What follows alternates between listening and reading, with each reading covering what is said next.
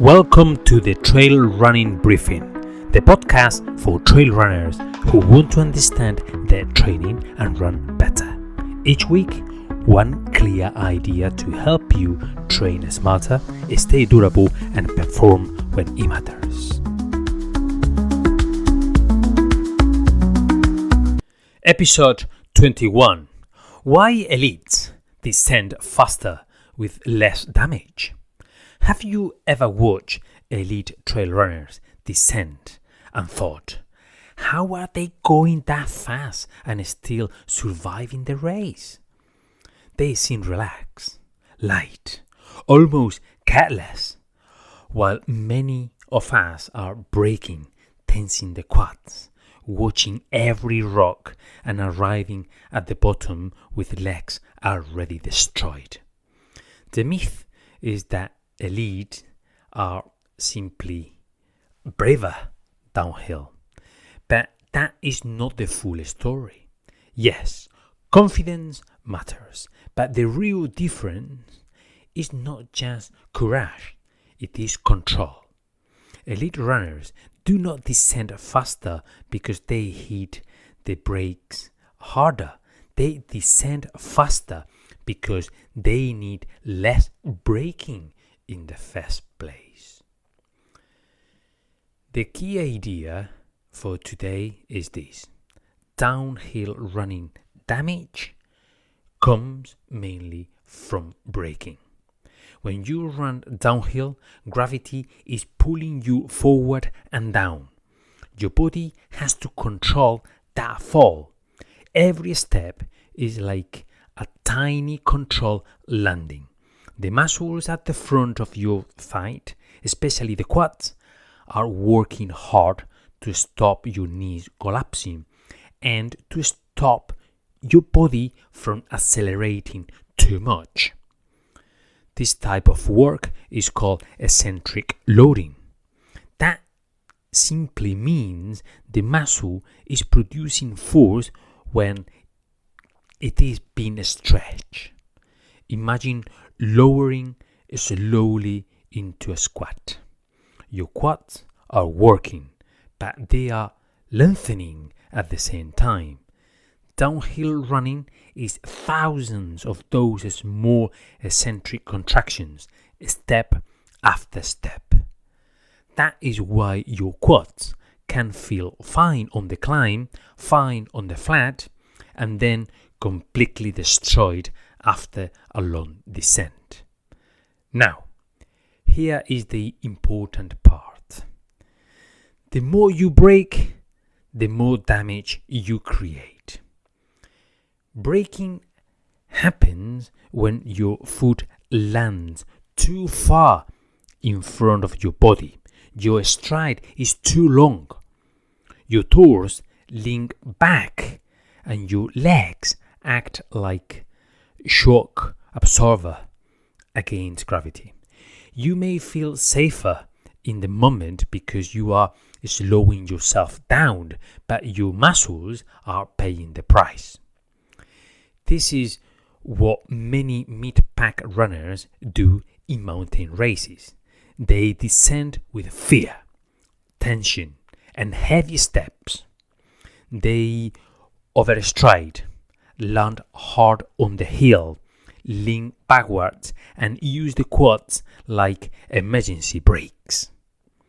It works for a few minutes, but after 1 hour, 2 hours, or several long descents, the cost becomes obvious. The legs lose force, the stride becomes stiff, the knees ache, the climbs feel harder, even the flat sections become slow. Elite runners are different because they have trained the body and the brain to descend with less resistance. They usually take quicker, lighter steps. Their foot lands closer to underneath the body. The center of mass moves smoothly. They don't fight the mountain as much. They flow with the slope. That doesn't mean they are out of control. It means they are controlling speed with rhythm, foot placement, posture, and terrain reading, rather than with a constant heavy braking. This is a skill, but is also conditioning. Elite runners have spent years exposing their legs to downhill stress. Their muscles, tendons, nervous system, and coordination have adapted. The first time you do a big downhill session, the damage can be high. But when you repeat downhill exposure gradually, and this word is important, gradually, the body becomes more resistant. The same descent creates less soreness, less force loss, and less disruption. This is one reason elites can descend fast late in a race. They are not only fitter aerobically, they are more durable mechanically. Their legs have learned how to absorb impact without panic. Their brain has learned how to read the trail at the speed. Their feet have learned how to make quick decisions. Their quads have learned how to tolerate eccentric load. So the difference is not magic. It's not just talent. It's years of a specific preparation. Downhill running is not only a section of the race, it is a discipline inside the sport. And if we want to improve it, we need to stop thinking of descent as something that happens after the climb. We need to train them properly. A practical application. So, how does this show up in real training? The first mistake is avoiding descent because they make us sore.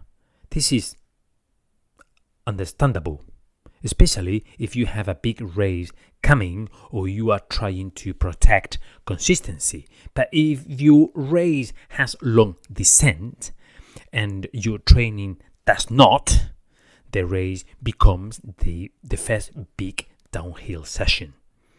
That is a very expensive mistake. The second mistake is doing downhill training too aggressively. Some runners here train downhill and go straight into hard, steep, technical descent. That can work for experienced runners, but for many people it just creates unnecessary damage, poor recovery, and injury risk. The goal is not to smash your quads every week. The goal is to build downhill tolerance gradually. Start with short downhill exposure after an easy run. Nothing heroic. For example, 4 to 6 short descent of 30 to 60 seconds on a gentle or moderate slope. Focus on light feet, quick cadence, relaxed shoulders, and landing closer to underneath your body. You should finish feeling like you practice a skill, not like you destroy your legs. Then, progress over weeks. Increase the length of the descent.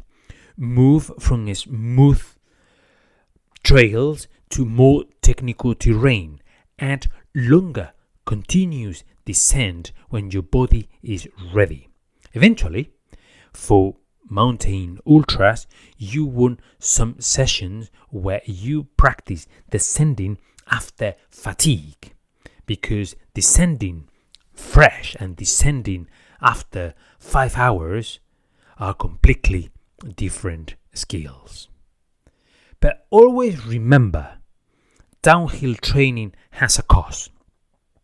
It creates muscle damage, especially early in the progression. So place it carefully in the week.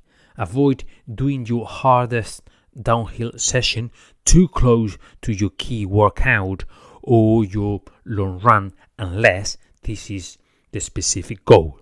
Give the legs time to adapt. Strength training also matters.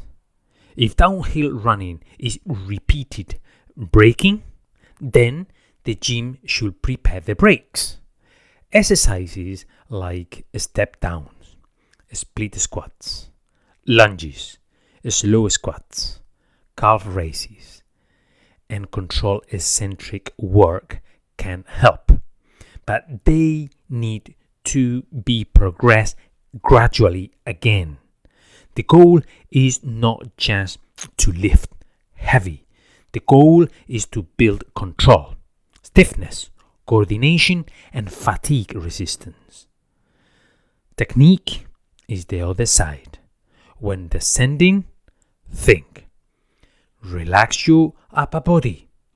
Look ahead, not only at your feet. Use shorter, quicker steps.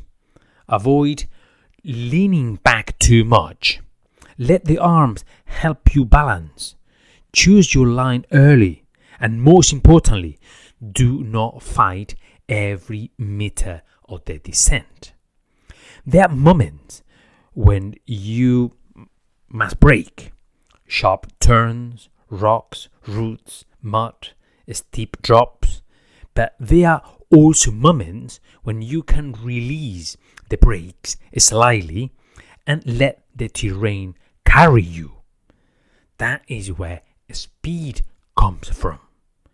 Not from being reckless, but from reducing unnecessary braking. For ultrarunners, this is massive. In a long race, descending well is not just about gaining time on the downhill.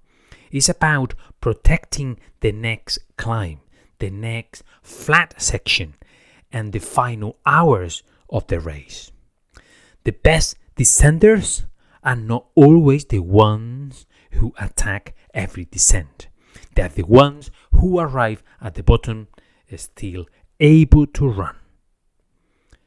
To conclude, do not train downhill to prove you are tough. Train downhill to reduce the cost of descending.